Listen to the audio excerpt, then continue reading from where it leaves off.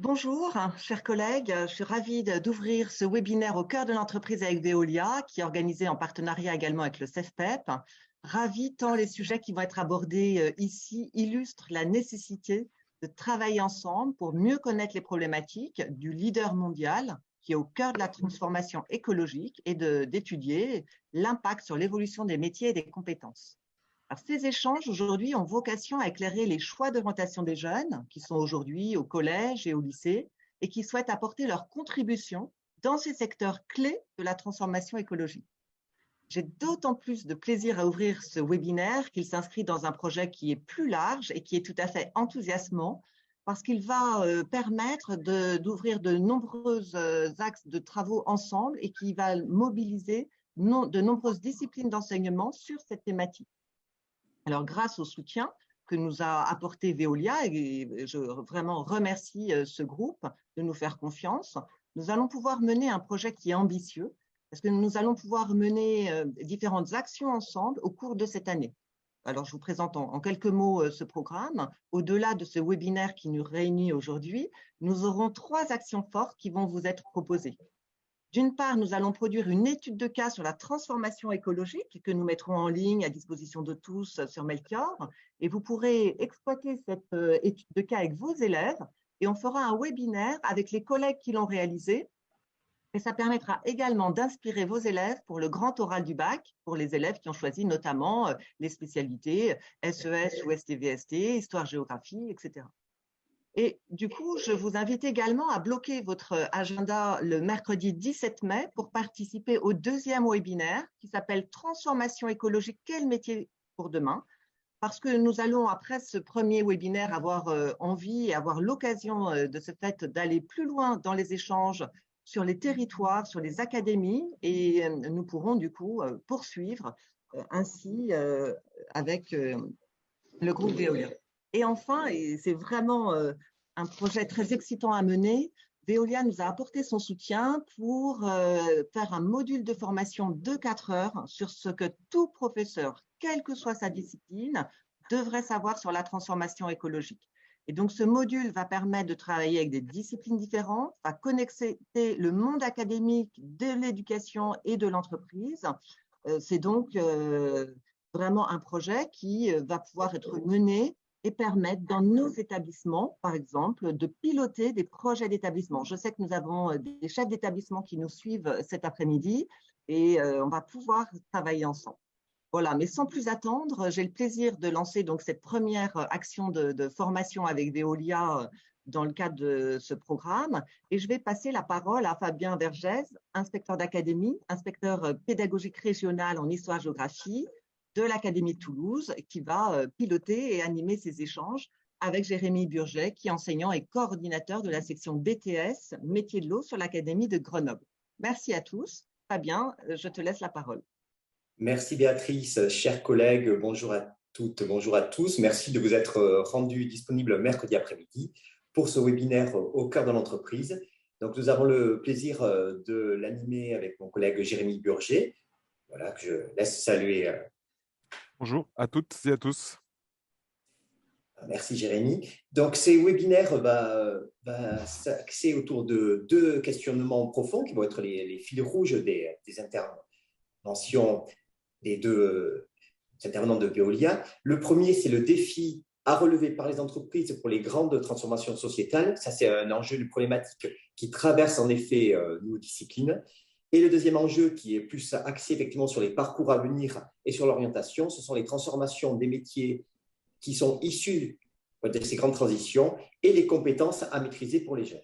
Alors, pour tenter de répondre à ces grandes questions, nous avons le plaisir d'avoir 2 responsables de Veolia avec nous aujourd'hui, que je vais laisser se présenter. Donc, Monsieur Pierre-Yves Pouliquin, directeur de la performance plurielle et du développement durable, et Madame Morgane Vidal, directrice de la formation pour le groupe Veolia. Merci beaucoup à tous les 2 de vous être rendus disponibles ce mercredi après-midi.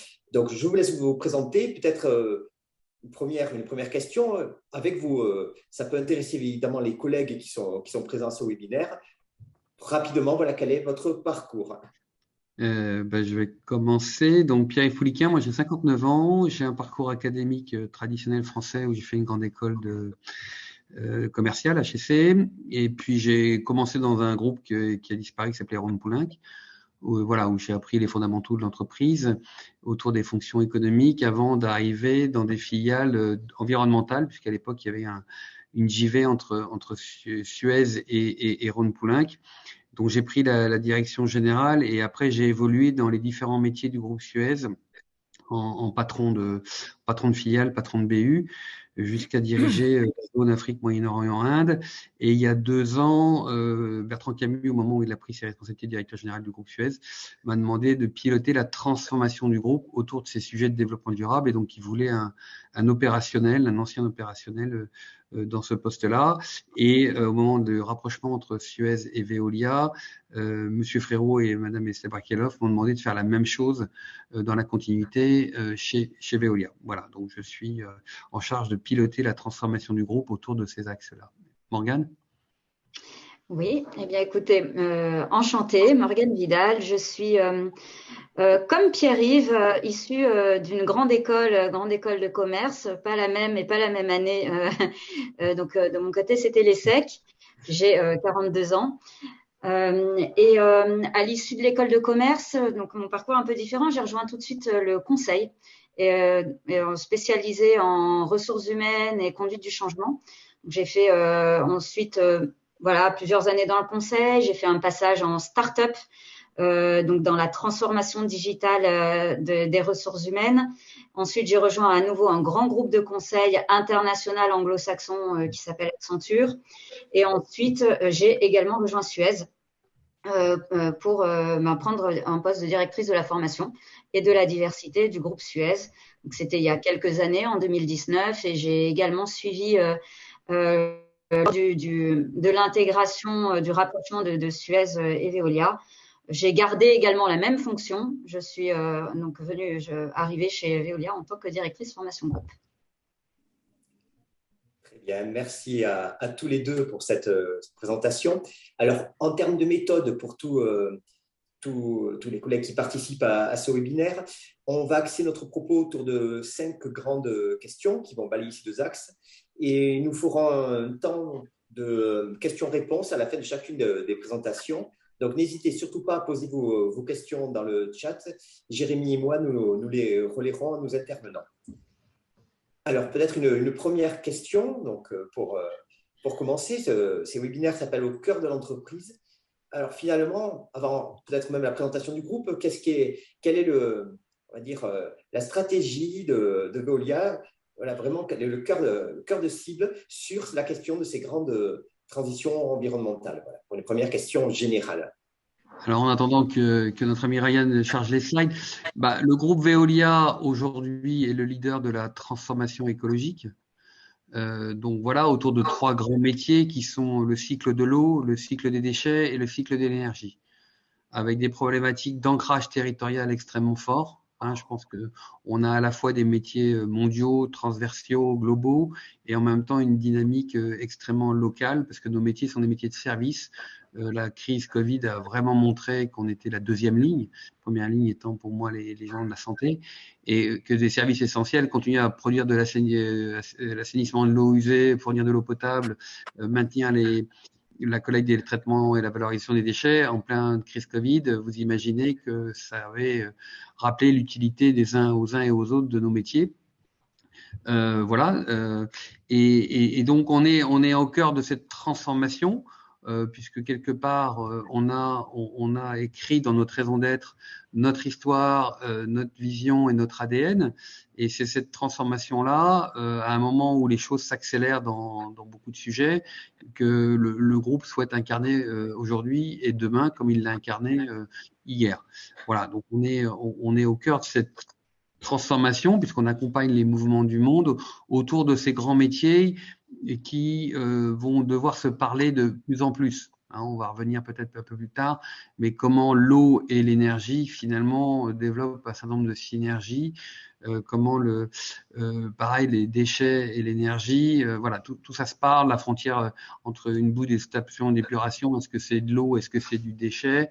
Donc on s'aperçoit que les grands cycles qu'on avait évoqués, traités par le passé, sont en train de se marier et qu'en fait la priorité devient maintenant plutôt la vision territoriale et de faire parler ces métiers les uns par rapport aux autres. Alors, on a prévu quelques slides, peut-être pour introduire le groupe et vous dire un peu quelle est la vision qu'on essaie de développer de transformation du groupe. Donc là, vous retrouvez quelques grands chiffres. Donc, 220 000 collaborateurs, le chiffre de 28 milliards de chiffre d'affaires en 2021 passera à 40 milliards après le rapprochement avec Suez. Voilà, avec un mix métier qui évolue légèrement, mais voilà, on va dire c'est pas loin du 50-50. Effectivement, on est un acteur mondial qui fait que effectivement, on a une responsabilité de desservir l'eau à plus de 80 millions de personnes. On valorise un certain nombre de déchets à travers le monde. On collecte et on produit de l'énergie, essentiellement en énergie. On n'est pas Engie, on n'est pas EDF, on est sur des boucles locales d'énergie. En tant que tel, on a un positionnement un peu particulier. Donc, on est un gros acteur qui se présente comme un leader mondial et en même temps, et on est un acteur local parce que ce qui est important, c'est la réponse qu'on va donner aux services de proximité. Sur le slide suivant, je voulais introduire une notion pour aller directement au cœur de ce qui se passe aujourd'hui. C'est ce qu'on appelle le donut, c'est le concept des limites planétaires. Et je pense qu'on parlait tout à l'heure, M. Vergès évoquait un peu les grandes connaissances que petit à petit nos étudiants et professeurs doivent partager. C'est de connaître ce que c'est que les limites planétaires. Si on veut objectiver, factualiser, petit à petit, il y a certains concepts que nos élèves doivent appréhender, que chaque cadre de Veolia, chaque employé de Veolia à terme devra appréhender. Cette notion de limite planétaire est importante et de comprendre que déjà, on a dépassé un certain nombre de limites planétaires et nous, en tant que Veolia, on est directement concerné par les solutions qu'on propose, puisque notre rôle, c'est d'apporter des solutions par rapport à cette grande transformation écologique. On est directement concerné par celles qui sont en rouge ici et qui ont été mis en extrait. Donc, c'est un concept de 9 limites planétaires. Vous savez que 6 sont déjà dépassées. Donc, c'est une alerte qui est donnée par la science.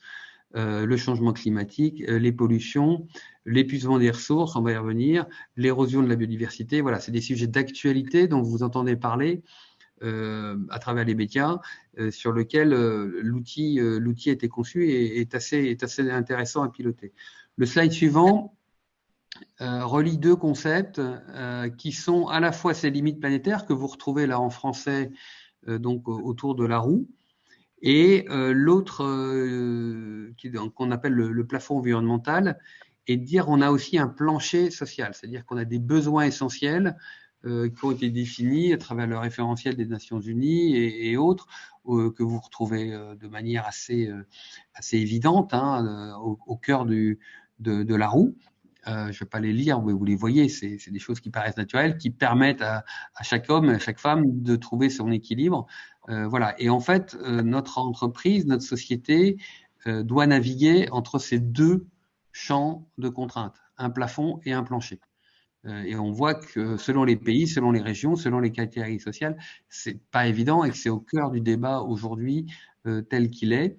Donc, je pense que c'est une notion intéressante qui permet effectivement d'objectiver et de factualiser beaucoup de choses dans le dialogue que vous pouvez avoir avec vos étudiants et que nous, on utilise en interne pour aussi positionner le groupe, ses actions, ses transformations et ses métiers. Vous voyez, ce qui est intéressant, c'est qu'on utilise la science et des modèles extérieurs. Ça a été développé par des cabinets, des universitaires, suédois de mémoire, Stockholm et autres. C'est repris par certaines ONG, Oxfam pour ne pas les nommer et d'autres. Et en même temps, c'est des outils qui, moi, me paraissent intéressants en termes d'entreprise pour factualiser et objectiver, je dirais, la transformation qu'on veut faire et positionner nos métiers les uns derrière les autres. Dans le slide suivant, on va rappeler deux choses. On va rappeler que la vision de M. Frérot, qui est notre président, c'est une vision de l'entreprise un peu qui n'est pas dans le modèle de Friedman. Hein. On est dans le modèle européen, issu de la loi Pacte. Enfin, toute cette réflexion de dirigeants qui ont clairement mûri leur concept de société. Et une entreprise est prospère parce qu'elle est utile et non l'inverse. C'est une phrase extrêmement importante qui est quasiment écrite dans notre raison d'être, que Antoine Frérot répète, et il explique bien comment on est passé d'une école friedmanienne où en fait l'actionnaire était l'alpha et l'oméga de l'entreprise à un modèle où l'ensemble des parties prenantes fait partie du référentiel de l'entreprise. On va y revenir dans un instant, et de dire l'actionnaire il est propriétaire pas de la société, pas de l'entreprise, il est propriétaire des actions du capital.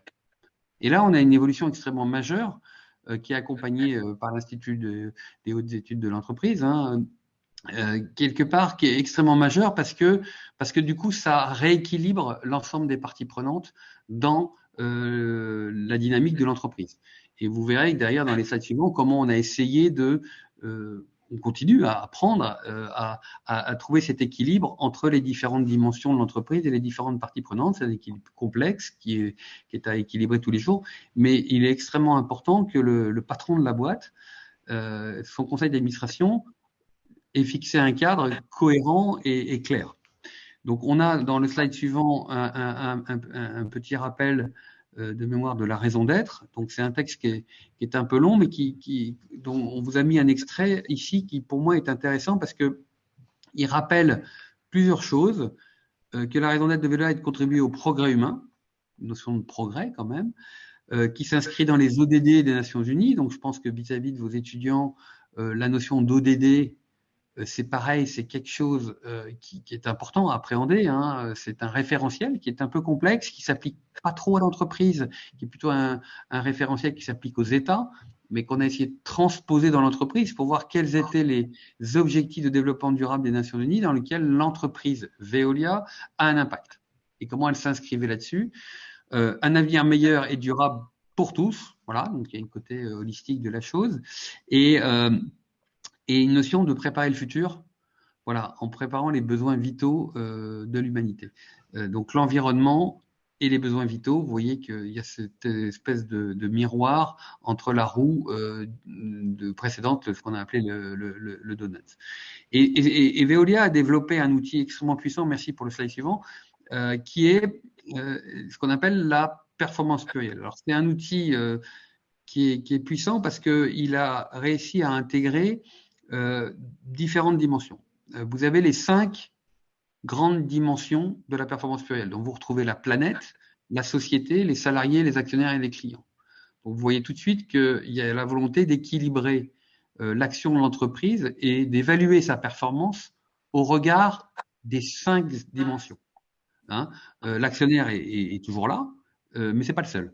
Le client, le salarié, la société et la planète, qui est la traduction de la performance environnementale d'une certaine façon. Donc, ça a été de modéliser, ça a été de rappeler quels sont les petits carrés, si vous n'êtes pas familiarisé avec les petits carrés, ce sont ce qu'on appelle les ODD, donc les objectifs de développement durable des Nations Unies. Donc, ça permet d'extraire du modèle des Nations Unies quels sont les objectifs qui sont les plus pertinents pour une entreprise comme la nôtre, et sur lequel on participe à l'objectif de progrès tel que défini par les Nations Unies.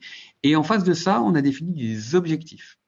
Donc en fait, pour rendre les choses concrètes, il y a un certain nombre d'objectifs qui ont été définis. Donc vous trouvez la liste ici. Alors pour les salariés, ça va être la formation, la mixité, l'engagement des collaborateurs et bien sûr la sécurité au travail en tant que tel. Donc c'est une manière de rendre tangible cette transformation à travers 18 objectifs qui sont précis et mesurables et qui vont se traduire par des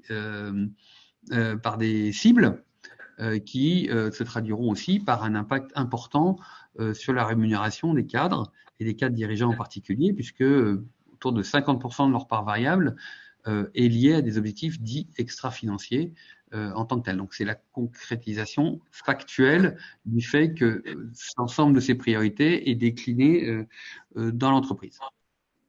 Je crois que c'est tout. Qu'est-ce qu'on avait dit pour introduire un peu le sujet?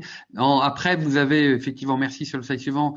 On va pas le passer là, mais c'est toutes les solutions que nous apportons dans un territoire. Donc, je ne vais pas les passer là, mais il y a celles que vous connaissez, puis celles que vous connaissez pas, mais qui est pour dire, voilà, on est un acteur, ça va du service énergétique pour les bâtiments, qui est peut-être moins connu que la station d'épuration, voilà, mais gestion des systèmes de refroidissement d'une ville, tout en étant en même temps producteur d'eau potable. Donc ça, c'est juste plutôt pour mémoire, pour vous, de comprendre comment ces trois grands métiers se parlent et comment ils s'inscrivent dans un territoire. C'est plutôt pour illustrer ça. Voilà. Et le dernier point que je voulais évoquer, avant de répondre aux questions suivantes, c'était un peu le parcours individuel et collectif de chacun. En fait, on a repris un slide que j'aime bien parce que vous pouvez me le mettre dans sa totalité. Je pense que il est un peu vivant. Merci. En fait, on a tous une dynamique personnelle et collective à mettre en place. Et donc, moi, je dis à tous mes collaborateurs au cadre de Veolia, d'abord, il faut apprendre à se connaître. C'est-à-dire qu'il faut mesurer son impact. Et pour ça, vous avez des calculateurs individuels. Vous allez sur le site de l'ADEME, vous avez un calculateur qui vous permet de comprendre où est-ce que vous en êtes, quel est votre mode de fonctionnement et de consommation, et qu'est-ce que ça veut dire par rapport aux fameux moyennes françaises, objectifs, et sur quoi vous devez progresser. Après, il y a la formation un peu en profondeur, c'est-à-dire qu'aujourd'hui, vous avez des MOOC, vous avez des ateliers, vous avez des fresques du climat. Faire une fresque du climat avec votre classe, c'est un magnifique exercice. Nous, on a décidé de faire une fresque Veolia, fresque de l'environnement, Morgane en parlera peut-être tout à l'heure, qui reprend, je dirais, à la fois la thématique de comprendre les enchaînements, et en même temps de voir quelles sont les solutions et les réponses qu'on pourrait essayer d'apporter modestement en tant que Veolia là-dessus. Et puis après, il y a transformer son activité. Donc ça veut dire, moi, je suis collaborateur à tel endroit, voilà, je gère une station d'épuration. Qu'est-ce que ça veut dire pour moi? Vous êtes professeur, qu'est-ce que ça veut dire pour vous? Donc chacun doit se poser la question de qu'est-ce qu'il apporte dans cette évolution globale. Et puis après, porter ses messages, c'est-à-dire incarner la cohérence et demain porter, éduquer, accompagner. Et bien sûr qu'on considère que l'éducation nationale au sens large a un rôle à jouer, de la même façon que nous, une des fonctions premières que j'ai avec Morgane, c'est d'embarquer la transformation du groupe, parce que même si nos collaborateurs ont choisi Veolia parce que l'environnement, parce que c'est des valeurs saines et des choses, en fait, ils ont aussi à se former à un vocabulaire, de comprendre ce que c'est qu'un scope 1, un scope 2, un scope 3. Il y a quand même des terminologies aujourd'hui qui deviennent, je dirais, indissociables des grands enjeux de demain et d'aujourd'hui. Voilà un petit peu, Monsieur Vergès, sur l'introduction. J'étais un peu long, mais voilà. Et on va pouvoir discuter. Oui, mais merci Monsieur Pouliquet. Effectivement, je pense que c'est très intéressant pour nos différents collègues qui viennent qui incarnent chacun différentes disciplines, pardon. Je suis trop dans l'entreprise, et qui incarnent différentes disciplines et qui ont différents rôles, et surtout cette notion d'acteur, parce que souvent pour nos élèves, vous avez parlé effectivement des objectifs de développement durable, c'est faire la relation entre des objectifs très généraux et une incarnation en termes d'acteurs. Alors, j'ai peut-être une question également pour finaliser, puisqu'on aura un peu de temps en attendant que les questions soient posées sur le chat à Madame Vidal, puisque Veolia a connu différentes, on va dire, incarnations d'entreprise, je crois. Alors là, je prends ma casquette d'inspecteur d'histoire, mais je crois qu'on peut remonter à la compagnie générale des eaux de Paris au 19e siècle. Alors, sans remonter vers là, quelles ont été, si vous pouviez présenter rapidement les transformations récentes, et notamment en termes de ressources humaines? Je pense que je vais parler de deux grandes transformations récentes. Tout d'abord, l'adaptation à la crise sanitaire. Et puis ensuite, une autre transformation qui a été le rapprochement avec Suez, qui a eu un impact énorme. Donc cette adaptation à la crise sanitaire, elle a évidemment impacté toutes les entreprises. Il y a eu Une des premières choses, c'est un impact sur les modes de fonctionnement, sur les modes de travail, sur le travail à distance, la digitalisation. Et puis après cette crise-là, un choc quand même, un traumatisme à gérer. Donc dans les grands enjeux qu'on a eu à vivre, il y a eu la gestion de crise, où tout le monde a dû s'adapter. Pierre-Yves, qui était en charge des masques chez Suez, de trouver des masques pour que nos salariés qui étaient en charge des services essentiels, qu'on soit Suez et Veolia, c'était la même chose, mais qui devaient continuer d'assurer la collecte des déchets ou les traitements de l'eau. Donc, on puisse continuer d'assurer leur activité dans des conditions de santé et de sécurité correctes. Donc, ça, c'était une chose. Et puis après cette gestion de crise, ça a été un gros enjeu de santé mentale. Parce que beaucoup de traumatismes, des situations individuelles, collectives très variées, mais tout le monde qui est revenu quand même avec un choc.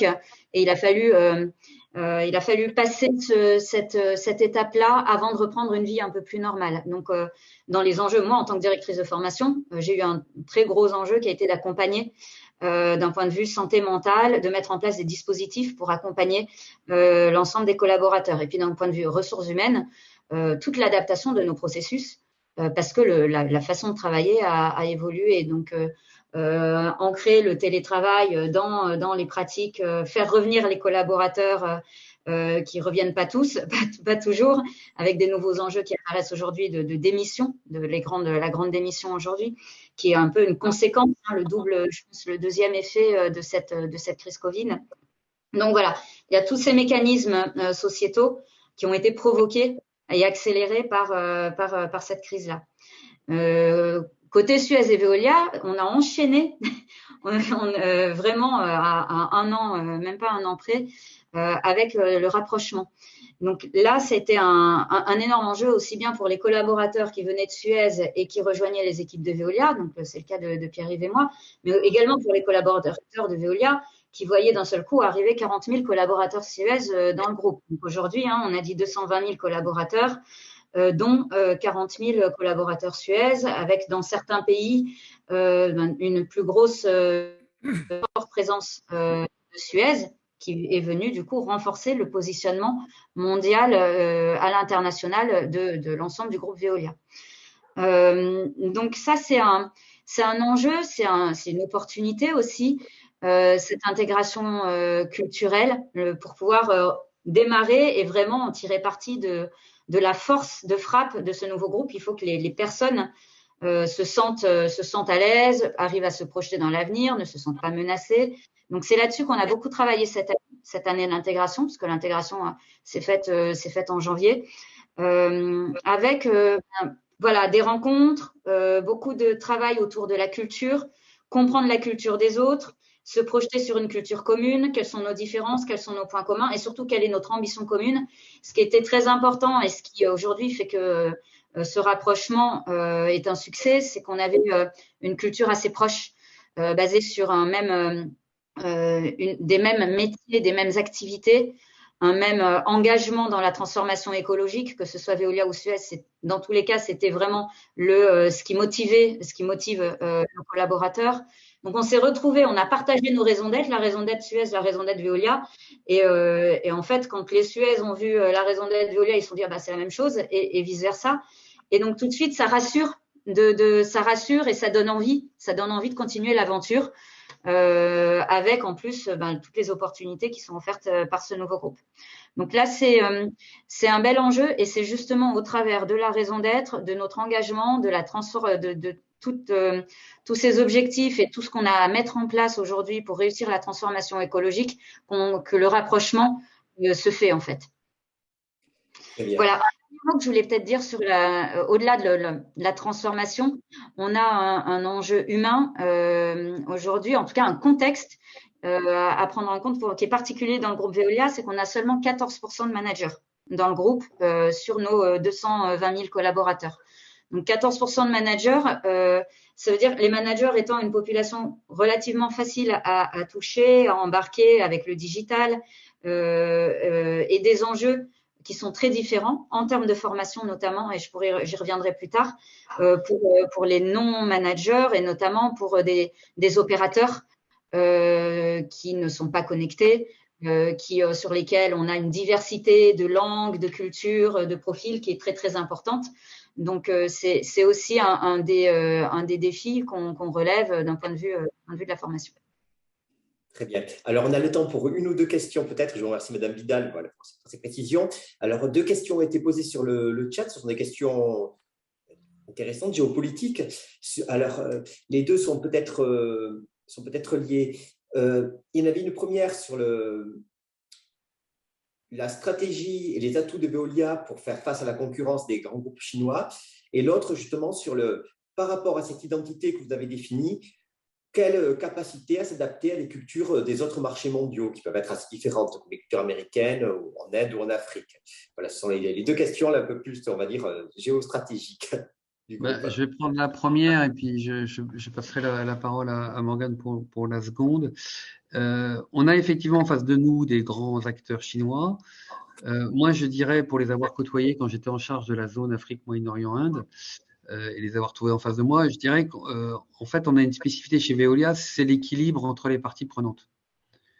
Quand je dis qu'on est local dans un pays, ça veut dire qu'on a le respect du pays, ça veut dire qu'on a des collaborateurs du pays. Quand vous avez un groupe chinois, vous savez, en Afrique, ils arrivent avec tout, y compris des travailleurs chinois. Et pour ça se passe pas très très bien.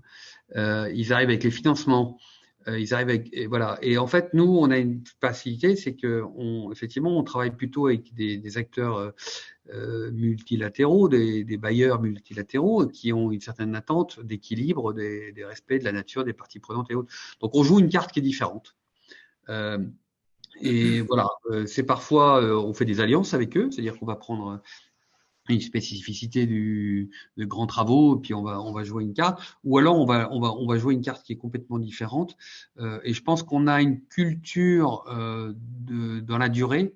Vous rappelez, M. Vergès, que en fait, on a une histoire de 160 ans, et ça se construit avec des partenariats locaux et de l'ancrage local. Vous pouvez pas être depuis 50 ans dans un pays si vous n'avez pas réussi à être un acteur reconnu au plus près du territoire. Donc effectivement, on suit nos grands concurrents. Il faut toujours respecter ses concurrents. Ils sont différents. Ils ont une culture différente. Voilà, mais je pense que la roue qu'on vous a présentée tout à l'heure, le respect des ODD, sont un bon facteur d'expliquer à des parties prenantes, à des gouvernements, à des régies, à des grandes villes, qu'on est différent. Après, ça sera à la ville de décider quel type de partenariat elle veut créer et avec qui elle veut le faire. Mais nous, en tout cas, on a des valeurs intangibles et voilà. Et je pense qu'on arrive à expliquer que quelque part, on va être différent, on va avoir un cheminement différent et in fine, on veut en faire un facteur de différenciation par rapport à nos clients, nos partenaires. Et juste pour introduire la deuxième question, en fait, il y a un cadre global qui est cette raison d'être. Qui va être la roue de la performance plurielle. Voilà, tout ça, c'est structurant, c'est un langage commun, c'est des valeurs communes en tant que telles. Et après, on demande au BU, en fait, de s'approprier, une business unit, pardon, à un pays, on va demander de s'approprier cette vision globale qui est un peu intangible, puisque c'est celle voulue par le conseil d'administration. On pense qu'elle est relativement universelle, et de voir comment elle va se traduire localement.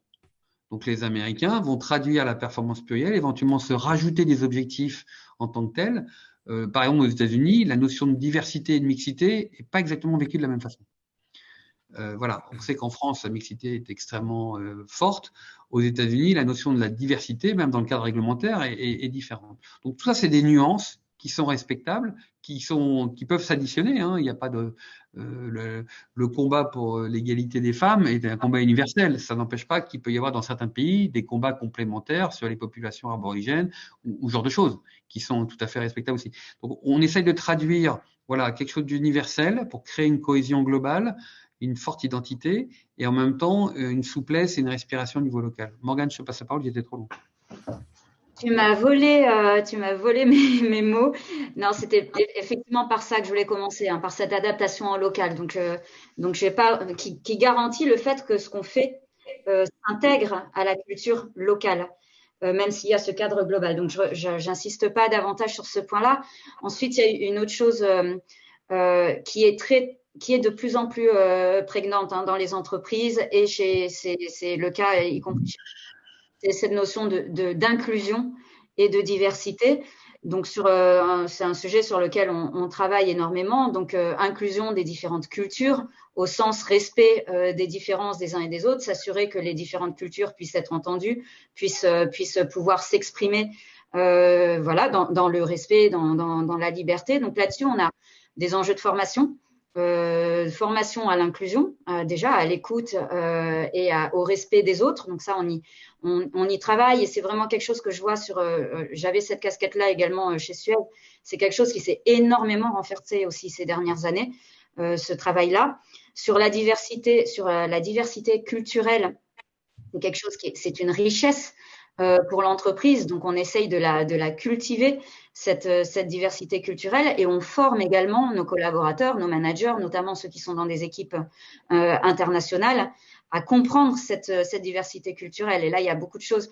On pourra rajouter un lien ou vers une intervention de Erin Meyer sur la culture map, sur les différentes cultures à l'international. C'est absolument passionnant et c'est exactement le genre de choses qu'on transmet, qu'on partage avec nos collaborateurs pour qu'ils aient conscience de ces différences et qu'ils sachent les respecter. C'est parfait, Madame Vidal, parce que vous avez répondu à la fois à une question qui était posée dans le chat par Monsieur Jérôme Babarag, voilà, qui demandait comment s'adapter dans un environnement perturbé à la culture d'entreprise, au service de recrutement et l'intégration des nouveaux salariés. Donc, vous avez donné un exemple d'adaptation et on y reviendra également, pour M. Babarag, dans la partie 3, où on s'intéressera plus directement à la partie métier. Jérémy, je crois que vous aviez justement une question également à poser avant que l'on passe à la partie 2. Je me fais un peu le gardien du temps. Oui. Merci. Oui, dans un certain nombre de référentiels de diplômes, on nous demande de parler de la responsabilité sociétale des entreprises. C'est présenté de cette manière-là. Alors, je le devine dans la présentation que vous avez faite, qui était vraiment intéressante. Comment, voilà, si on voulait mettre quelques thèmes, quelques points clés dans cette notion, par rapport à l'ensemble de votre présentation, quels seraient les items ou les points majeurs qui rentreraient dans cette responsabilité sociétale des entreprises? Moi, je partirais d'un cadre. Alors, nous, on a deux cadres. Hein. On a un cadre réglementaire qui s'impose à nous et il y a tous les engagements volontaires qu'on prend par ailleurs. Donc, déjà, je crois que c'est deux notions qui sont très importantes parce que le cadre réglementaire, on le voit en train d'évoluer année après année.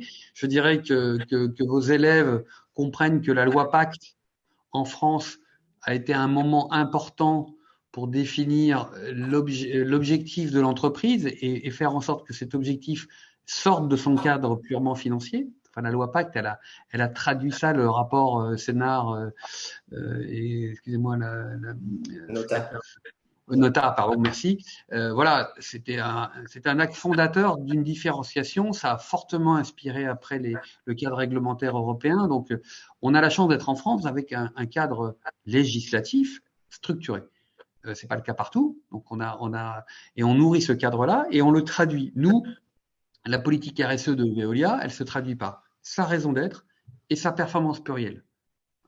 Voilà, c'est le choix fait.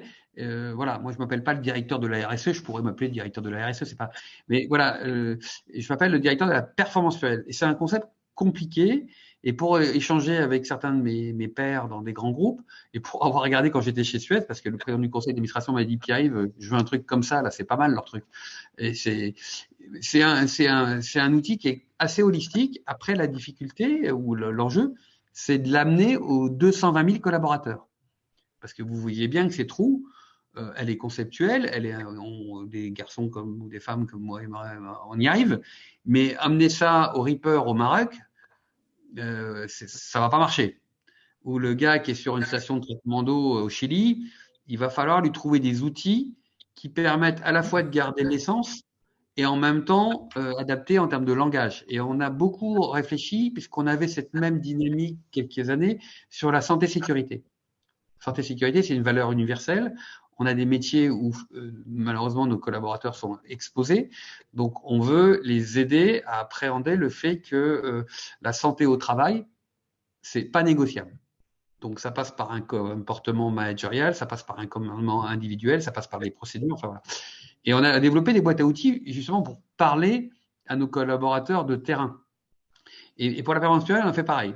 Donc en fait, vous avez à naviguer dans une complexité, c'est que en fonction des étudiants que vous avez et de leur parcours, vous allez devoir trouver et leur âge, le bon niveau d'intervention. Vous n'expliquez pas la politique RSE de la même façon que dans une grande école du plateau de Saclay que pour un BTS, vous voyez ce que je veux dire, sur un terrain. Donc, en fait, il faut bien adapter ça, mais leur expliquer que voilà, il y a un cadre, il y a une volonté de respecter des parties prenantes. Donc, déjà, leur montrer que l'entreprise, elle est diverse, elle est multiple.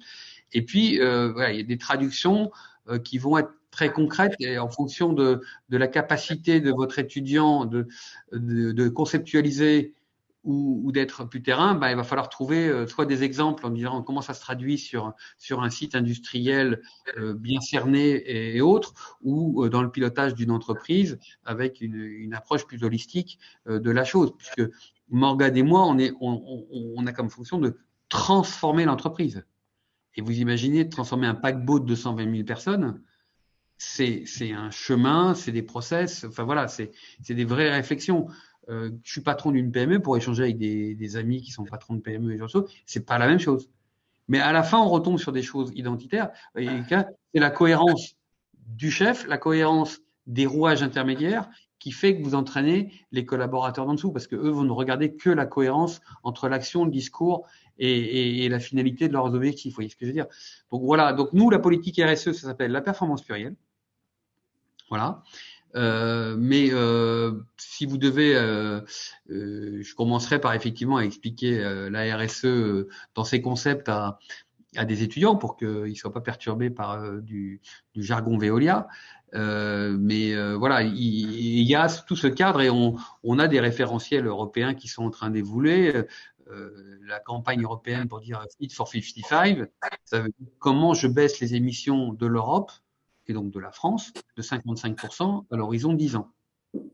Un cadre réglementaire poussé par l'Europe par rapport à un enjeu de limite planétaire. Donc, vous voyez, vous faites le lien avec l'enjeu planétaire, d'un certain nombre d'actions, de comprendre la mesure. La mesure est importante parce que j'ai la cohérence individuelle.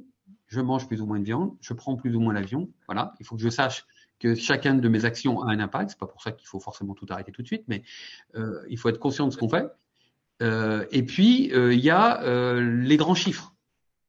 Voilà. Donc, en fait, si je suis responsable de moi-même, je suis responsable d'un collectif, et puis je suis responsable d'un territoire ou autre. Et en fait, je navigue dans les différents horizons. Pour moi, c'est très important. L'horizon individuel, l'horizon collectif, le territoire dans lequel je vais opérer et la cohérence de l'ensemble. Voilà. Merci, Monsieur Pouliquen. Alors, on va avancer sur les questions, parce qu'on a plusieurs champs à explorer. Je rappelle pour tous ceux qui nous écoutent, donc, on a à peu près 2 parties sur les questions. La première partie, voilà, comprendre finalement qu'est-ce que l'entreprise et ses stratégies au regard des grands enjeux. Et une deuxième partie qui sera plus sur la dimension métier. Alors, on a parlé économie, stratégie d'entreprise, géopolitique, histoire, un peu de géographie assez rapidement sur une question d'échelle, voilà, pour aller vraiment sur des exemples précis. Comment vous articulez à la fois ces enjeux globaux à des actions très locales, sachant que vous êtes impliqué dans différentes échelles qui vont être évidemment l'échelle nationale, l'échelle de l'État, l'échelle européenne, les directives européennes. Donc, peut-être rapidement, c'est un sujet un peu complexe, mais se pondre le global, le local à l'échelle de Veolia. En fait, certaines personnes, vous travaillez sur le national, voire l'européen ou mondial. Mon rôle à moi, par exemple, c'est en particulier de suivre les grandes évolutions réglementaires et mondiales. Donc, quand l'Europe décide de travailler sur un nouveau texte qu'on appelle la CSRD, qui va définir le cadre de reporting des grands groupes et des PME maintenant, demain, qu'est-ce que ça veut dire pour une entreprise comme Veolia? Parce que vous imaginez bien qu'organiser un reporting à l'échelle mondiale, c'est une complexité forte. Pareil, il y a des textes sur le devoir de vigilance qui sont en train d'être votés au niveau européen, donc une directive qui va être transposée en droit français. Donc tout ça va se traduire. Et puis parallèlement, il y a le niveau local.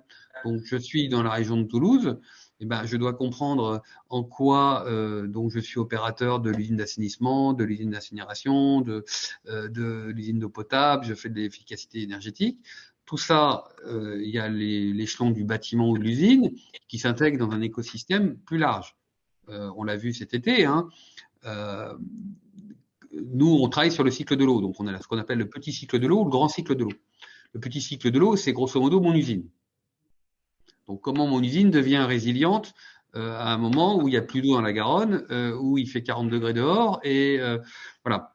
Et comment tout ça s'intègre dans un grand cycle de l'eau, puisque quelque part, on a des enjeux. On a promu, par exemple, de dire, bah, écoutez, la question de la réutilisation des eaux usées après traitement pour en faire de l'eau potable, la France est très en retard par rapport à des pays comme l'Espagne, sans parler d'Israël.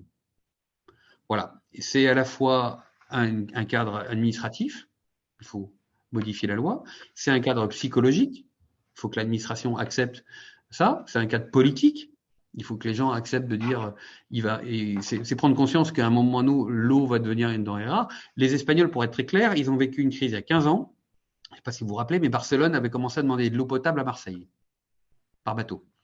Ils n'avaient plus d'eau. Et donc, ils ont complètement switché et ils ont mis en place effectivement des plans où, à la sortie des usines de traitement d'eau, eh ben, on traite de manière encore ultime l'eau pour qu'elle soit utilisable sur un certain nombre d'usages d'eau potable. Nous, on a une usine en Californie, elle fait 6 usages d'eau. Donc voilà, ça va. On prend toujours l'exemple aussi en Tchéquie, on fait de la bière à partir d'eau usée. Voilà. Donc c'est pour vous dire qu'aujourd'hui, la technologie permet ce qu'on veut.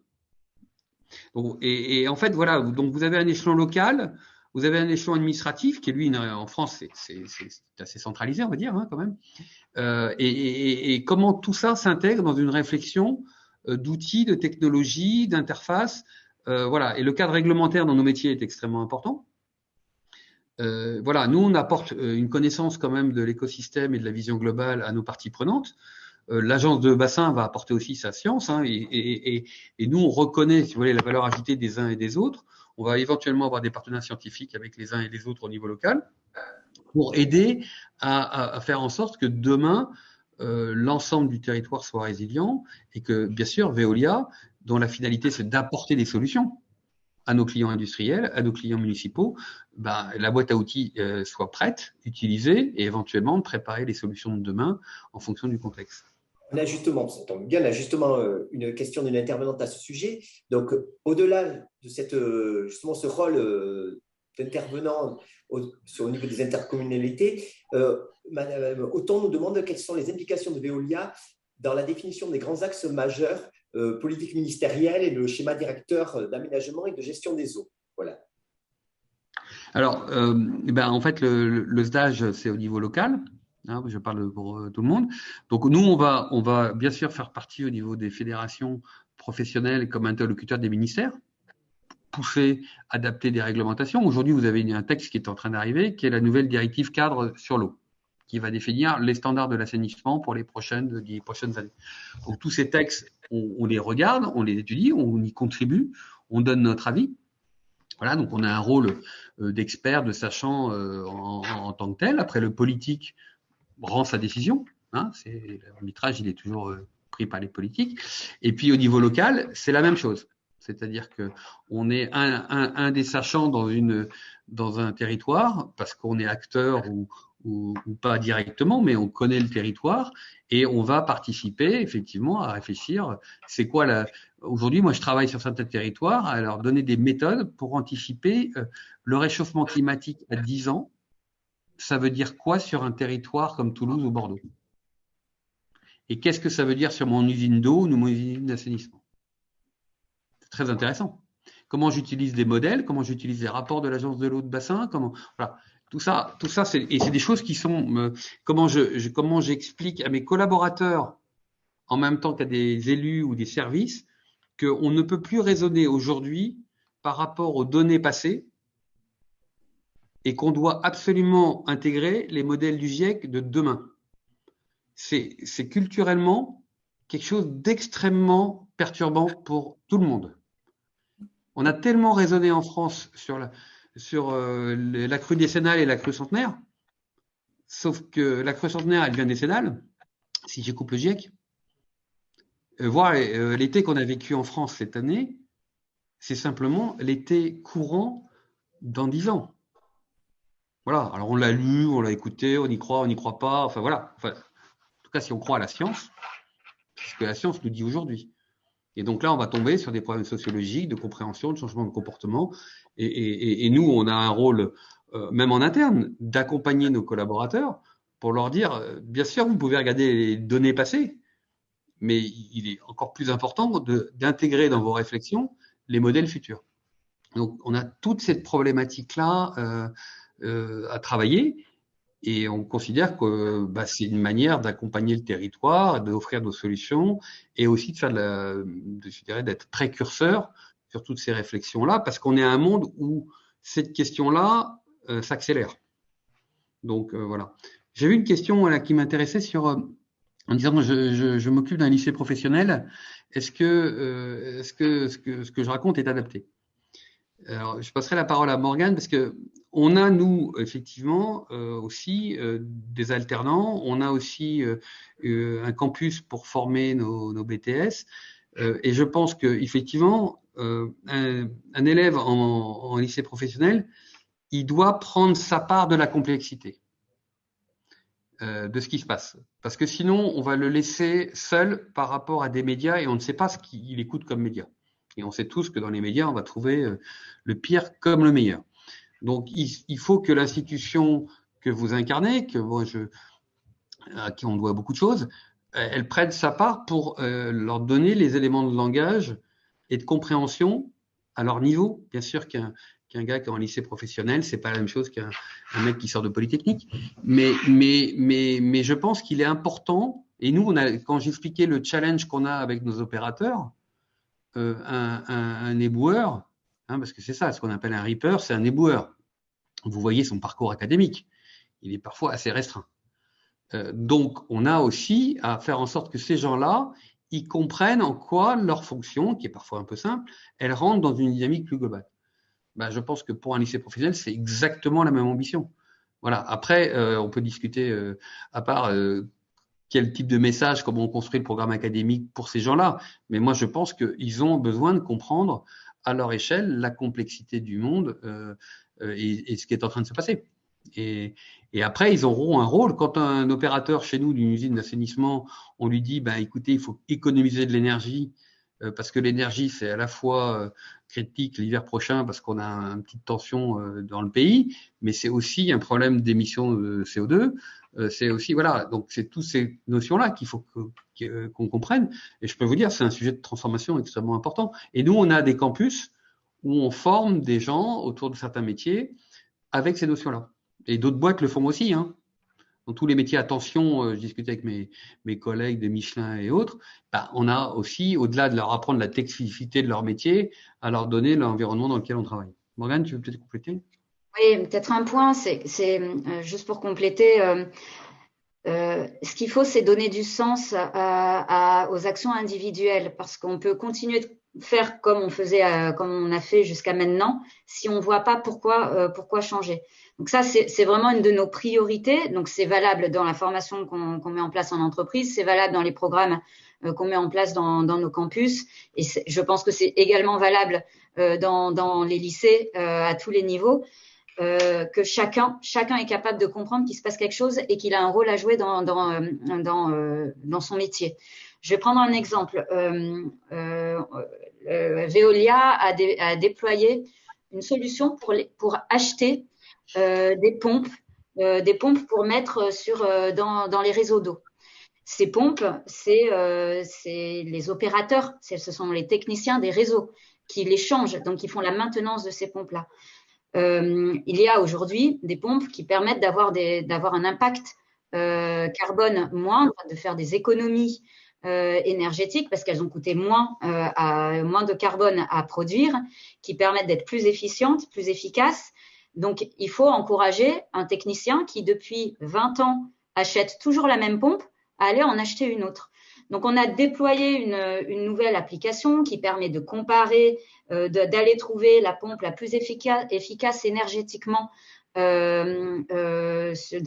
un catalogue, de commander cette pompe-là. et de voir, et en plus de comprendre l'impact en termes d'émissions de CO2 que ça peut représenter.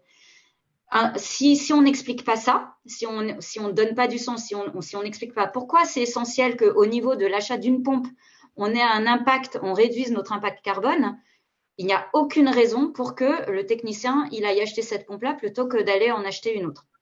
Et donc, c'est à tous les niveaux qu'on a besoin d'expliquer ça pour que chacun soit autonome, soit engagé et décide, c'est vraiment une décision individuelle, d'aller agir d'une certaine façon plutôt que d'une autre.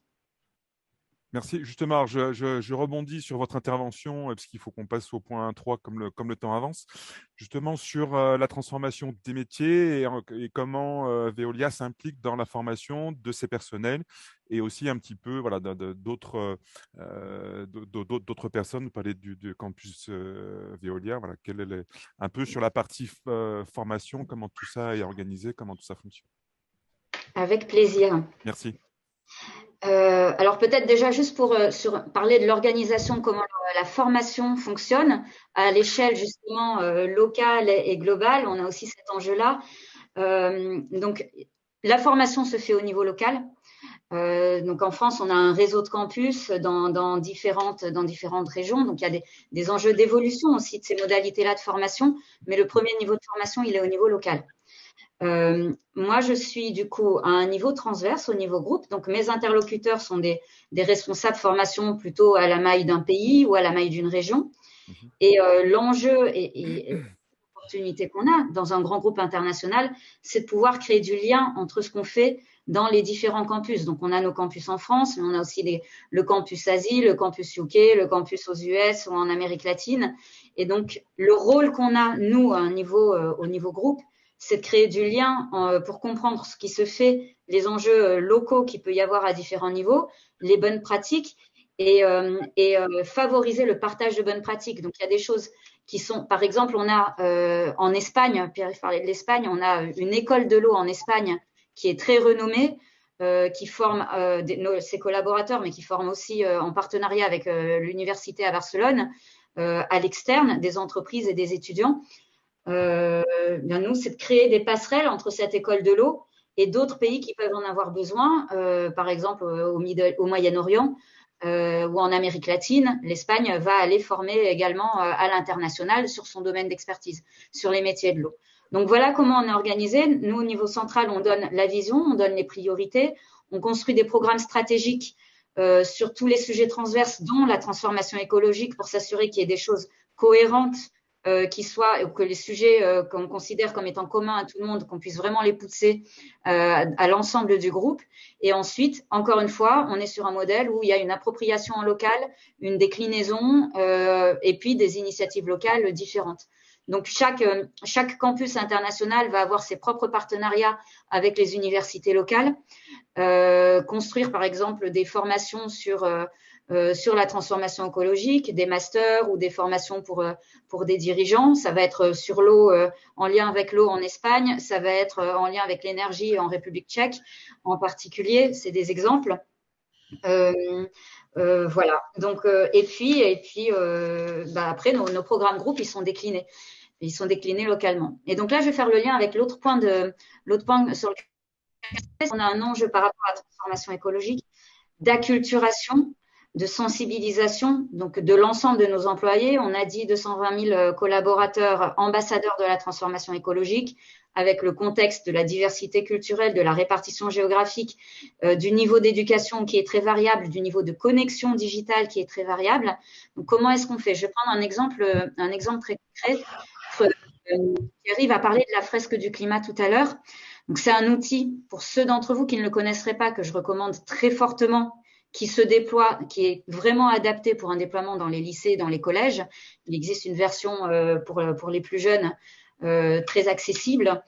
Cet outil-là, nous, on se l'est approprié chez Veolia. On en a fait une fresque de la transformation écologique. L'intérêt de ce format-là, c'est que c'est un format présentiel avec des cartes très pédagogiques qui permet d'avoir un échange très visuel. Donc, ça a autant d'impact quand on le fait avec les dirigeants, parce on l'avait fait avec les dirigeants, on le fait avec nos top exécutifs, qu'avec les opérateurs sur le terrain. On avait fait lancé une démarche similaire chez Suez. On était en plein Covid, donc on était bloqué, on ne pouvait pas le faire en France. Par contre, en Asie, ils l'ont déployé en Asie, ça a très bien marché en Asie, ils l'ont déployé à tous les niveaux. Ils ont commencé par le management et ensuite ils l'ont déployé aux opérateurs sur le terrain avec des retours incroyables par rapport à ça. Et donc l'impact est là parce que c'est simple, parce que c'est pédagogique et chacun se l'approprie. Chacun le traduit évidemment, mais par exemple en Asie, ils avaient rajouté des petits diplômes qu'on n'avait pas imaginés, ils avaient fait une communication particulière, ça avait été incarné par le leadership local. Donc c'est comme ça qu'on arrive à avoir un impact dans le monde entier avec un outil qu'on avait conçu et qui s'appuie sur un jeu qui a été développé en France. D'accord. Voilà un premier exemple. Justement, une question pratique, parce que vous présentez cet outil qui peut être à destination des lycées-collèges. Si des collègues souhaiteraient pouvoir utiliser ce fameux outil, vers qui se diriger? Comment est-ce qu'on prend contact avec Veolia? Est-ce qu'on va à Paris et on toque à la porte du... Ou est-ce, voilà, un peu comment aussi on peut nouer ce lien école-entreprise? Et voilà. Alors, c'est plus simple que d'appeler Veolia. C'est encore plus simple que ça parce qu'il y a aujourd'hui l'association de la fraise du climat est vraiment disséminée partout en France et même partout, quasiment partout dans le monde. Donc, quand on va sur leur site, on trouve un point de contact local par ville quasiment ou par région. Il y a ils proposent des dates pour aller faire des fresques et ensuite ils proposent des formations. Donc, il y a des réseaux de fresques du climat qui sont vraiment disponibles, accessibles partout, très facilement. D'accord, merci. Vous posiez la question, Monsieur Burgette, sur information interne et externe sur les campus. Enfin, c'est les deux. C'est les deux, et selon le niveau des formations et autres, voilà. Donc, bien sûr, nos campus sont pour former nos cadres, mais c'est aussi ouvert à, là, demain, une formation qu'on appelle un master environnemental, où il y a des gens voilà, qui sont issus de Veolia, mais il y a d'autres qui sont externes. Donc, il y a pour la partie formation, j'imagine, métier de l'eau, c'est aussi la même chose. Donc, il y a cette double culture d'utiliser nos outils de formation, bien sûr, pour la transformation de notre groupe, mais aussi pour rayonner à l'extérieur. Et puis, les passerelles sont poreuses. Hein. Vous pouvez former des gens en espérant que demain, ils rejoignent le groupe Veolia. Hein. Ils ne sont pas forcément chez Veolia au moment où ils rentrent dans la formation, mais si on les forme, c'est aussi en espérant qu'on va leur donner envie de nous rejoindre derrière. Voilà, parfois, il y a même des systèmes de pré-embauche ou d'attractivité qui sont mis en place. Donc, tout ça existe, doit être renforcé, repensé.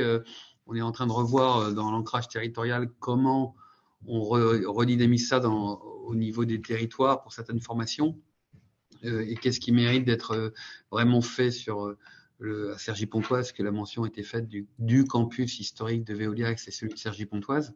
Mais il y a aussi des campus en région. Et quel est le bon équilibre en fonction du niveau de formation?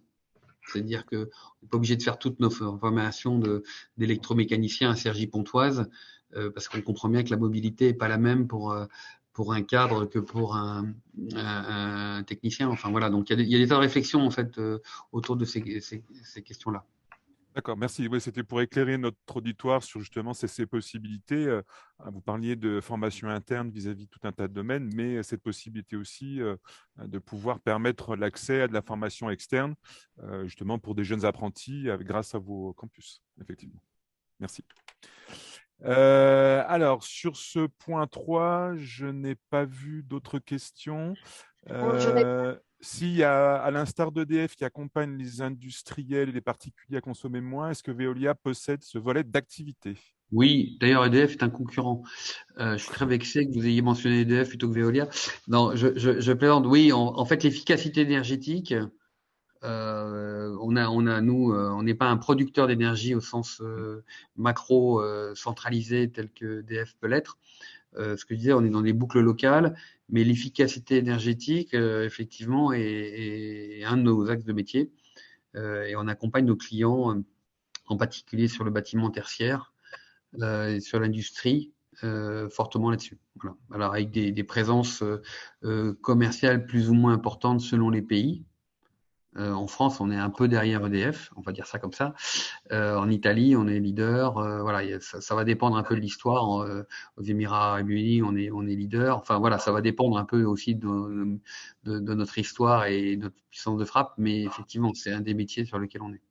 D'accord, merci. Je laisse la parole à Monsieur Vergès, voilà, qui va prendre la suite pour la question 4.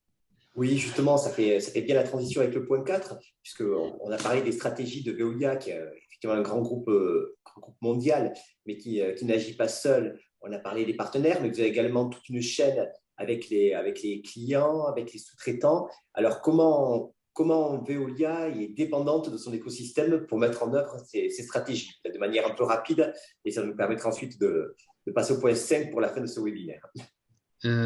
Sur la partie, en fait, comme toute entreprise, Veolia, c'est ce qu'on appelle une chaîne de valeur. C'est-à-dire qu'on a des fournisseurs, on prend notre service et puis après on a nos clients. Donc aujourd'hui, il est évident, et puis je dirais la science, la manière de reporter nous oblige à bien spécifier ce qui est au cœur de nos métiers et ce qui est dépendant de notre chaîne de valeur. On a à la fois une obligation de reporting à construire sur cette base-là, et puis je dirais, on voit bien que selon les entreprises, leur impact est soit direct, ce qu'on va appeler les émissions de type de scope 1, donc mes émissions directes, soit c'est mes achats d'énergie, donc le scope 2, voilà, j'achète de l'énergie plus ou moins décarbonée. Donc en France, on a la chance d'avoir du nucléaire et de l'énergie renouvelable et autres, donc on a un mix qui est quand même relativement décarboné, mais on peut encore progresser par rapport à ça. Mais dans d'autres pays, c'est pas le cas. C'est pas le cas et ça demande de participer à la construction d'achats long terme, de ce qu'on appelle des PPA, donc de fermes solaires à construire. Donc on est obligé d'analyser pays par pays quel est leur impact. Et puis après, vous avez ce que vous appelez le scope 3, qui est, je dirais, la nouvelle frontière. Alors, et qui, selon les métiers, va être plus ou moins important et qui mesure en fait l'impact de vos fournisseurs, pour faire simple, et l'impact des services et des biens que vous vendez. Et donc vous avez ce débat, voilà. Et chaque mix est différent. Vous avez des entreprises pour qui aller ramener le scope 1 et le scope 2 presque à zéro, c'est pas compliqué parce qu'ils ont peu d'émissions directes. Par contre, ils ont un énorme scope 3. Les banques. Les banques ont des bâtiments qui émettent pratiquement rien. Par contre, elles ont une responsabilité sur la manière dont leur activité embarque, Total a un déséquilibre entre son scope 1, qui est de 40 millions de tonnes, et son scope 3, qui est de 400 millions de tonnes. Donc, ouais. Et chaque entreprise, c'est là où je dis le métrique est important, parce qu'il faut comprendre dans quel univers je navigue. Et donc, nous, on a beaucoup travaillé sur définir, affiner notre scope 1, notre scope 2, notre scope 3, voir en quoi l'intégration d'une partie du périmètre de Suez vient le modifier et comment on retraduit ça en plan d'action, en progrès. Qu'est-ce qu'on va demander à nos fournisseurs? Qu'est-ce que ça veut dire? Voilà. Et toute cette chaîne, c'est un peu nouveau. Alors, on avait historiquement embarqué nos écosystèmes sur des réglementations extrêmement fortes sur les droits humains, par exemple. Puisque la loi sur le devoir de vigilance vous oblige à vous assurer que votre fournisseur de rang 1, voire de rang 2, voire de rang 3, et la caricature, c'était quand même, au point fort, c'était les yogourts. C'était, est-ce que vous êtes sûr que vous n'achetez pas à un moment dans votre chaîne de valeur un produit qui est fabriqué chez les yogourts? Voilà. Donc ça, c'était un peu l'exemple que tout le monde comprend. Mais on peut avoir des questions qui vont aujourd'hui, vous allez avoir dans la chaîne électrique des voitures la question du cobalt qui est fait en RDC dans les conditions que vous savez. Voilà. Donc on va avoir toutes ces questions-là qu'il faut analyser. Alors nous, on est une société de services, donc on a moins cette question-là. Global, mais on l'analyse avec la rigueur qu'il faut en tant que tel, parce que voilà. Donc en fait, petit à petit, vous avez à la fois ce que je disais tout à l'heure, le cadre réglementaire qui évolue, qui devient de plus en plus exigeant et qui traduit la conscience politique, et l'objectif de transformation, et puis les engagements que prennent les entreprises de manière spontanée par rapport à leur philosophie, à leur feuille de route stratégique. Donc nous, effectivement, l'écosystème, il est extrêmement important. Et j'ai mentionné tout à l'heure comment on naviguait dans un territoire entre la municipalité, l'industriel, l'usine, l'agence de bassin. Tout ça, c'est un écosystème Et nous, on est partie prenante de l'écosystème. Et voilà. Et on peut pas ne pas mesurer notre impact en amont, en aval, globalement. Et si on doit chercher aujourd'hui une des philosophies de Veolia, c'est-à-dire quand le groupe annonce qu'il veut une autosuffisance énergétique en France, ça veut dire que d'un côté, je considère que j'ai une capacité à plus produire, parce que par exemple, il y a des stations d'épuration où les boues ne sont pas digérées pour faire du méthane. C'est un peu technique, mais la station d'épuration génère des boues d'eau usée, et ces boues, si vous les digérez, c'est-à-dire vous demandez aux petites bêtes de faire leur boulot, elles vont générer du biogaz. En fait, toutes les stations de France ne le font pas. Et ce qu'a dit la directrice générale, c'est que si on faisait toutes les stations de France, on économiserait l'équivalent des importations de gaz russe. Bon, c'est une image que tout le monde comprend en ce moment, pour dire au gouvernement, si vous voulez des idées, il y en a. Voilà. Et nous, on n'est pas forcément opérateur de la station d'épuration. Il y a des régies, il y a une grosse part du marché qui est en régie. Par contre, on peut dire, nous, on vous prend vos boues, on met un digesteur sur place et on va redistribuer l'électricité et l'énergie autour. Vous voyez ? Donc, on repense en fait tout l'écosystème local. On a des centres d'enfouissement qui sont fermés. C'est des espaces qui sont protégés pendant 30 ans pour éviter toute construction, vérifier qu'il n'y a pas de pollution diffuse et autres. Est-ce qu'on les couvre de panneaux solaires pour faire des usines de production d'électricité? Donc, on repense nos modèles et de se dire, voilà, et par ailleurs, on achète de l'énergie pour faire tourner nos stations d'épuration. Donc, comment on va aussi se fournir en énergie renouvelable en optimisant toutes nos chaînes de valeur en tant que telles. Donc, on se repense dans un territoire, on se repense entre nous, parce qu'on est tellement gros qu'à la fin, vous savez, il y a des silos qui se créent, faut se dire les choses. Donc, on repense tout ça par rapport à des contextes qui, eux, ont fortement évolué, puisque l'enjeu énergétique, l'enjeu de décarboner mon énergie sont maintenant des sujets extrêmement vitaux au cœur de la stratégie du pays, de la planète et des territoires. Très bien. Merci, M. Pouliken, pour cette approche systémique qu'on aimerait développer, mais on arrive maintenant dans le dernier quart d'heure. Donc, je vais laisser la parole à mon collègue pour le dernier point de ce webinaire. Oui, excusez-moi, mon micro était coupé. Merci. Oui, le dernier point, donc c'était comment chacun peut agir et surtout en termes de formation, à savoir comment, alors à l'interne, les jeunes sont sensibilisés, les nouveaux collaborateurs sont sensibilisés à ces problématiques de transition énergétique, d'économie, et voilà, comment les impliquer, et après comment aussi, encore une fois, on en avait parlé déjà un petit peu ensemble, construire avec l'école un partenariat, quelque chose, une co-construction qui nous permettrait, nous, de pouvoir amener un petit peu les jeunes à s'intéresser à ces métiers et à prendre en compte la dimension écologique au sens large, évidemment, dans les métiers que vous proposez. Alors peut-être, c'est un vrai enjeu qu'on rencontre aujourd'hui. C'est passionnant. La dynamique qui se met en place actuellement est passionnante parce qu'on voit des jeunes qui arrivent, qui rejoignent les entreprises, qui sont très sensibilisés, très actifs, voire idéalistes, revendicatifs, qui veulent vraiment changer les choses. Et qui se confrontent, qui rejoignent une entreprise qui a aussi tout son écosystème qui est comme, je crois que tu parlais de mammouth, Pierre-Yves, ou en tout cas c'est difficile, ça prend du temps de faire bouger les choses. Donc on a un choc générationnel à ce niveau-là, pas qu'avec les jeunes, je caricature un petit peu, mais quand même beaucoup, où il y a beaucoup d'attentes et parfois beaucoup de déceptions. Donc il y a des choses très positives parce que cette énergie que nos jeunes amènent avec des façons de travailler qui sont aussi tellement différentes de ce qu'on connaissait, ça a une puissance de frappe qui est énorme. Bon, après, je ne reparle plus de la fresque, mais typiquement, le déploiement de la fresque tel qu'on a pu le faire, c'est fait sur la base de volontariat. Donc des jeunes, beaucoup des jeunes et d'autres, mais beaucoup de jeunes qui d'eux-mêmes ont dit, moi, je veux être animateur, je veux être ambassadeur, et c'est comme ça qu'on arrive à avoir un impact. Aujourd'hui, on a un mouvement de collectif en entreprise, donc c'est vraiment quelque chose qui est particulièrement fort et qui se développe beaucoup, où on a cette solidarité, on a ces collectifs de jeunes qui trouvent une autre façon de s'exprimer et de se faire entendre. Donc ça, c'est les côtés positifs parce que ça vient bousculer les façons de faire en entreprise, ça vient apporter des façons de faire très différentes, des idées différentes, et ça vient remettre en question aussi les dirigeants, les managers qui se rendent bien compte qu'il faut agir, qu'il faut faire les choses différemment, sinon on les perd.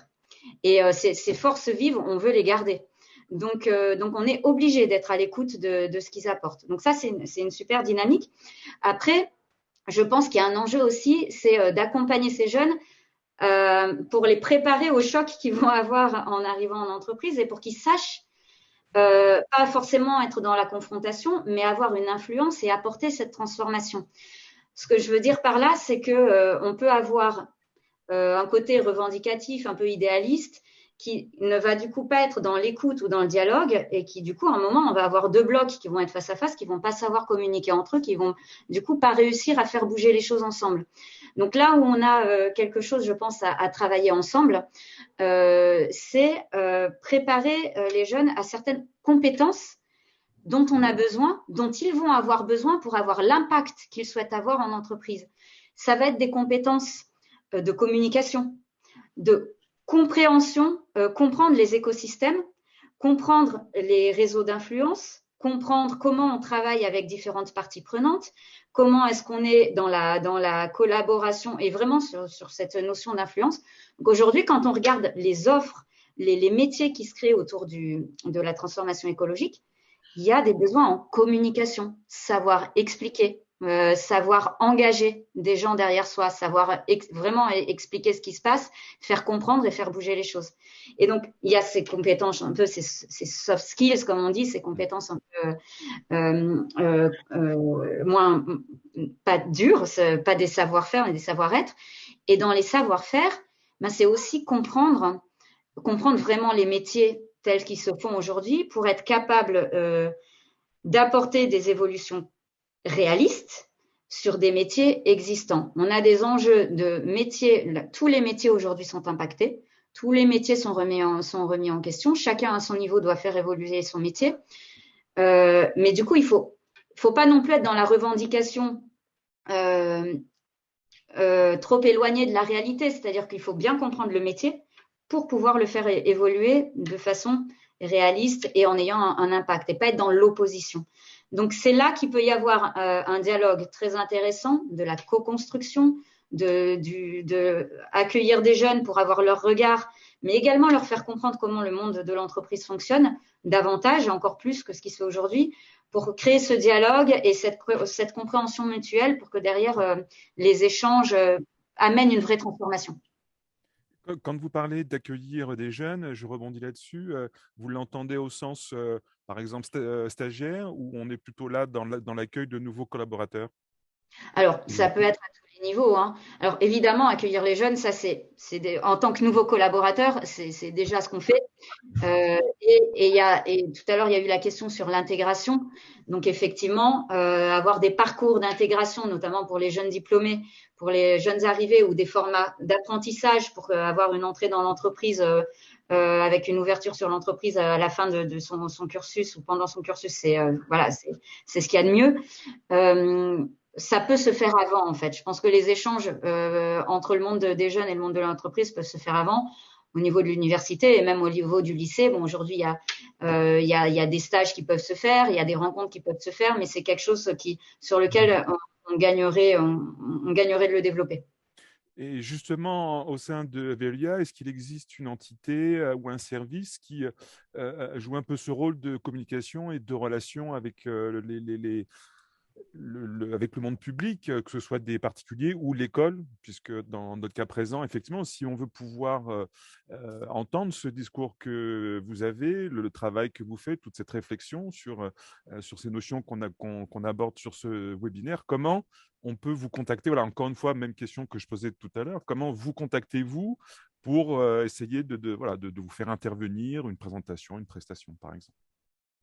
Alors aujourd'hui, on a au niveau de la DRH Group, donc là je parle vraiment de la DRH Group, on a une équipe en charge des relations avec les universités, des partenariats avec les universités, donc ça permet de faciliter le passage justement du monde académique au monde de l'entreprise, avec des programmes évidemment de la communication, des interventions dans des forums ou des choses comme ça, mais également des programmes de formation dédiés. Je pense au campus qu'on organise au campus de Summer Campus, qu'on organise l'été, qui est ouvert à des étudiants du monde entier, dans lequel on fait intervenir des experts de Veolia qui expliquent leur métier et les étudiants proposent des idées et proposent des projets pour faire évoluer nos activités. Donc, c'est typiquement le type d'initiative qui permet d'avoir un vrai échange à la fois de découverte de nos métiers et d'écouter ce que des jeunes étudiants apportent avec leur regard neuf sur le monde de l'entreprise.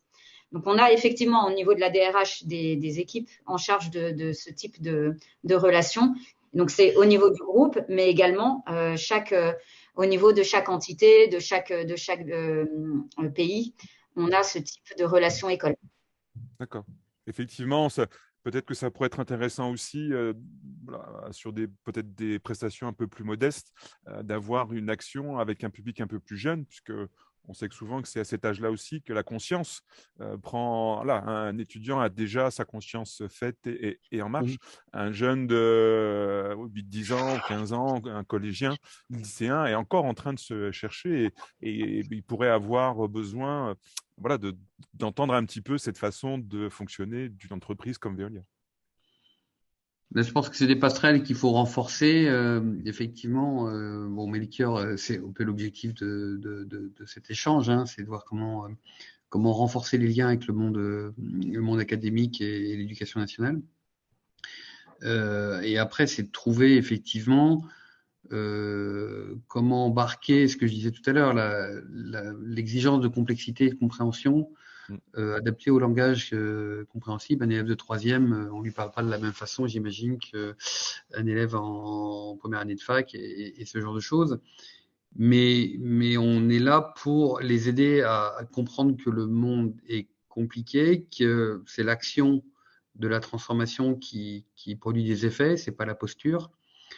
En tout cas, moi, c'est une conviction forte et je pense que je la partage avec un certain nombre de participants. C'est-à-dire que aider les gens à comprendre la complexité, aider nos jeunes à comprendre la complexité, leur donner la boîte à outils, leur demander l'exigence aussi qui est associée à ça, c'est-à-dire que et la cohérence. C'est-à-dire que c'est bien de dire c'est la faute des riches, c'est la faute du gouvernement, c'est la faute des Américains, c'est la faute des Chinois, c'est la faute du truc, et en même temps ne pas changer son comportement individuel. Il y a une petite limite à tout ça, même si chacun des exemples que j'ai donnés a une part de responsabilité dans le problème global. Mais donc en fait, il faut arriver à bien poser le problème. En tout cas, nous, en tant qu'entreprise, c'est pas un mammouth qu'on transforme, Morgane, c'est un paquebot qu'on bouge. Et voilà. Et en fait, voilà. Et ce paquebot à faire transformer un curvé, c'est un vrai travail. Ça demande beaucoup de constance et d'énergie. Mais voilà, vous avez aussi la même responsabilité dans l'éducation nationale, puisque vous avez à la fois une magnifique métier d'éveiller nos enfants à cette complexité-là et trouver effectivement pour eux comment ils vont avancer dans une complexité qu'il faut qu'ils appréhendent. Donc moi, c'est comme ça que je vois les choses et ils vont nous apprendre. C'est ce que dit Morgane, on apprend beaucoup avec nos enfants, on le fait tous. Ils viennent nous challenger, ils viennent nous montrer des questions de cohérence parfois directement. Donc, je trouve que c'est ça l'intérêt de l'éducation au sens large. Et petit à petit d'entraîner ce mouvement qui est un mouvement collectif. De l'entreprise, chacun a son rôle, le corps enseignant a son rôle, et puis on peut créer des passerelles, il faudrait réfléchir, effectivement, vous avez besoin d'un professeur qui vient d'un intervenant dans une école ou dans un lycée, il y a peut-être un moyen de créer des passerelles avec des collaborateurs de Veolia qui viennent parler 2 heures dans un cours en tant que tel. Je pense que là, on peut trouver des systèmes où on trouvera toujours un ambassadeur, un cadre ou un non-cadre venir expliquer son métier dans un lycée professionnel ou ailleurs, avec la passion qu'il anime et autres. Ça, je pense que c'est des passerelles sur lequel il faut qu'on continue à travailler parce que effectivement vous représentez ça pour certains d'entre vous des gens qui sont mineurs, c'était dans le chat aussi, c'est des problématiques qui sont différentes de gens qui sont post-bac en tant que tel. Donc, il y a une part de responsabilité de Veolia d'accompagner cette transformation. Nous, on est plutôt positionné directement dans, en tout cas c'est ma vision, de transformer le corps professoral, parce que c'est vous les ambassadeurs de cette transformation. Et nous, on est là pour travailler avec vous sur vous donner la boîte à outils, vous dire quels sont les MOOC, quels sont les outils que vous pouvez aider. Et après, effectivement, vous avez de temps en temps besoin de l'incarnation, parce que forcément, au milieu d'une classe, avoir quelqu'un qui peut être le professeur et qui vient représenter quelque chose, c'est une autre dynamique, une autre symbolique. Voilà. Mais je pense qu'il faut vraiment avoir tous les niveaux. Il faut qu'on réfléchisse autour de ça. Mais pour moi, ça fait partie de, voilà, on est le leader de la transformation écologique, on a une volonté d'être un leader dans les territoires. Voilà, il y a des tas de choses à continuer à créer, mais on a cette dynamique, on a cette volonté-là, et on va voir à travers Melchior et d'autres boîtes à outils comment continuer le parcours. Voilà. En tout cas, c'était l'objectif du partenariat que j'ai signé avec Melchior, c'était d'amorcer cette discussion et de la structurer d'une façon ou d'une autre, parce que sinon, aborder l'éducation nationale, c'est quand même une ambition forte.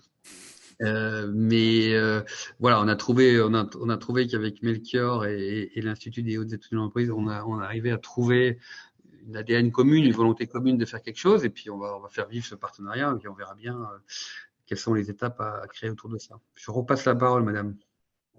Merci, monsieur Pouliquen, voilà, pour cette belle conclusion. Merci. Effectivement, sur cette passerelle tendue entre deux univers, deux acteurs. On arrive à la fin du webinaire, 1h30, ça passe très vite. Merci beaucoup à vous, monsieur Pouliquen, à vous, madame Vidal, pour ces interventions très riches.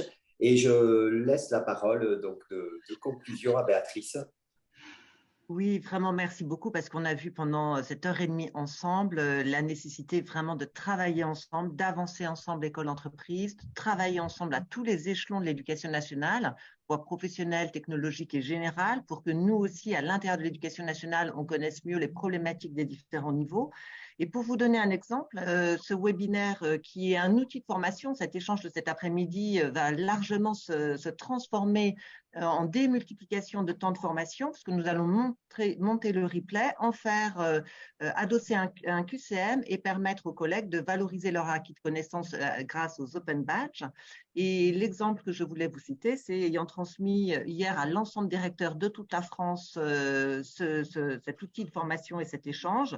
J'ai eu un retour d'Hélène Insel qui m'a fait dire que l'ensemble de cette information avait été partagée au collège, au lycée, privé, public, directeur de CIO, des SDEN, inspecteurs, d'AFPIC, conseiller de madame la rectrice. Vous voyez, en fait, c'est d'arriver aussi à diffuser l'ensemble des informations de ces temps forts que nous pouvons vivre, à la fois sous format webinaire, et on l'a bien compris, il y a une très forte demande de créer du lien dans les établissements scolaires, et c'est un des projets aussi que porte Melchior, qui s'appelle les ambassadrices et ambassadeurs des métiers de l'apprentissage. Nous aurons l'occasion, du coup, d'être des relais au sein de vos établissements pour créer du lien au plus près des bassins d'emploi, des lieux de formation. Voilà, donc c'est vraiment un grand plaisir. Je termine en vous rappelant l'étude de cas que nous allons travailler avec Veolia et qui vous permettra justement d'illustrer des notions à enseigner avec vos élèves. Nous ferons attention à avoir une étude de cas qui soit à géométrie variable pour pouvoir justement répondre à ces différents niveaux. Et puis, je vous donne également rendez-vous pour le prochain webinaire avec Veolia sur quel métier pour demain. Pour aller plus loin, on a parlé des compétences, des métiers, mais on va aller un cran plus loin et également sur le terrain. Ce sera le mercredi 17 mai. D'ici là, je vous donne rendez-vous pour le webinaire avec le groupe SOS. Et en tout cas, le mot de la fin, ce sera ce module de formation que nous allons co-construire avec les différentes disciplines en prenant appui sur les spécialistes de ces sujets-là. On avait parlé de la crise du climat, on aurait pu parler de Shift Project, etc. On va vraiment construire un produit qui va permettre de former tous les professeurs qui sont en charge d'élèves, quel que soit leur niveau, pour essayer d'éclairer un peu ces questions qui sont si complexes et si urgentes et importantes. Voilà, merci beaucoup.